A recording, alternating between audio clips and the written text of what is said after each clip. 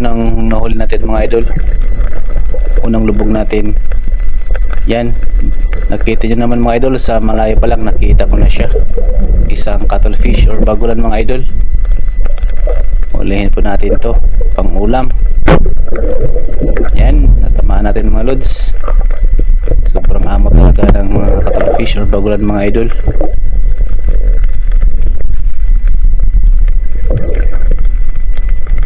Mahigit 1 kilo lang ito mga idol. Ang laki nito.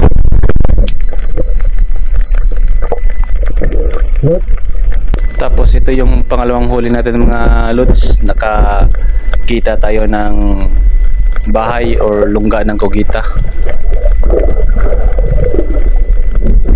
Nakita nyo naman mga lods, nasa ilalim ng butas. Yan o. Ito yung mga bato na harang niya mga idol. Yan. Tapos nandun siya sa loob.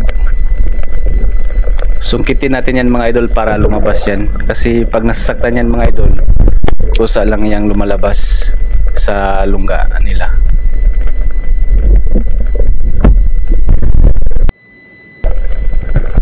Yan, sungkitin na natin mga lods para lumabas.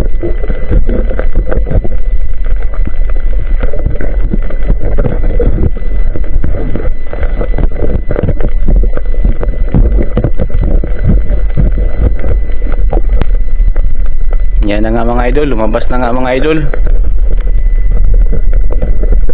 Ayan mga idol, lumangoy pa siya, nagpahabol pa. At yun, galing talaga dito mag-camouflage mga idol. Parang bato na siyang tingnan, no? Nakita yun naman. Pero hulihin natin yan mga idol.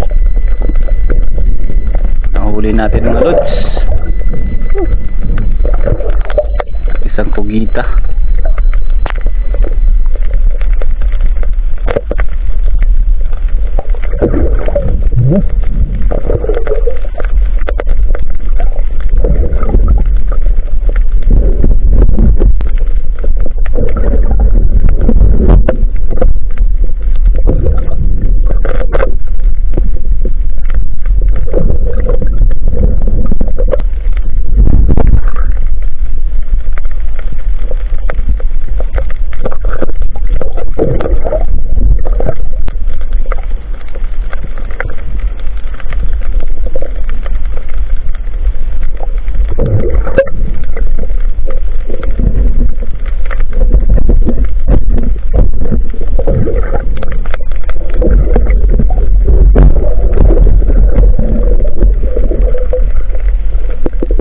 At ito yung sunod na nahuli natin mga idol, isang katambak na isda, tawag dito sa amin. Pwede na ito maulam mga idol. Quick dive lang ito mga lods. Naghahanap lang tayo ng pangulam kasi wala talagang maulam. Tapos dito mga idol,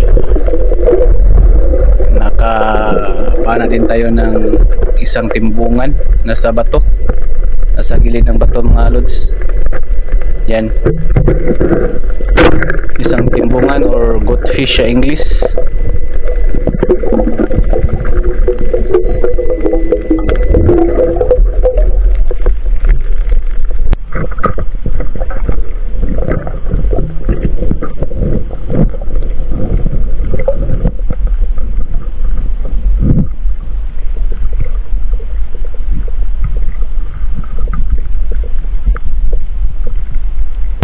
Dito mga idol, nakapana din tayo ng isang lapu-lapo mga idol, yung color pula.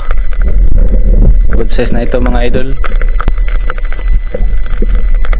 Pwede na ito maulam. Tapos dito mga lods, akala ko malaking isda, isa palang butiti mga idol. Yan.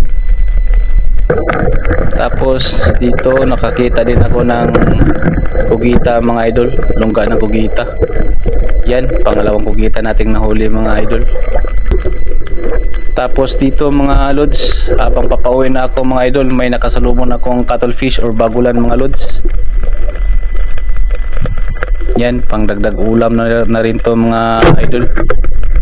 May pangalawang bagulan na tayo na nahuli habang papauwi na ako. Yan lang po mga lods, salamat po sa panonood nyo. God bless po mga idol. Paki-subscribe naman po sa channel natin. Maraming salamat po sa inyong lahat mga idol.